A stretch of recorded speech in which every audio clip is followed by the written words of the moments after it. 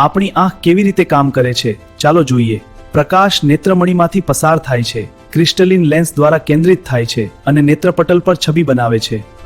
નમસ્તે મિત્રો, આજે હું તમને બતાવીશ મારી આંખની જાદુઈ સફર. ચાલો આંખના દરેક ભાગને હું ટચ કરી સમજાવું, પછી રેટિના પર મોરના છબી બને છે. આટલું અદ્ભુત છે. આ છે પારદર્શક પડદો. આ આંખનો દરવાજો છે. બહારથી આવતો પ્રકાશ અહીંથી અંદર જાય છે. આ પ્રકાશને વાળી અંદર મોકલે છે. આ છે કીકી. આ નાનો ગોળ દરવાજો છે. વધારે પ્રકાશ હોય ત્યારે નાનો થાય, અંધારું હોય ત્યારે મોટો થાય. કેવી સમજદાર છે ને મારી આંખ.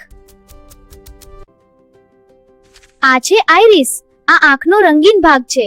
તે કીકીનું કદ નિયંત્રિત કરે છે. મારી આંખ ભૂરા રંગની છે. તમારી કઈ છે?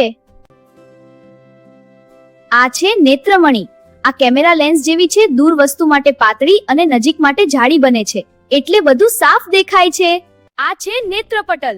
અહીં ચિત્ર બને છે, પણ મજાની વાત જાણો છો, અહીં ચિત્ર ઊંધું બને છે, પછી મગજ તેને સીધું કરે છે.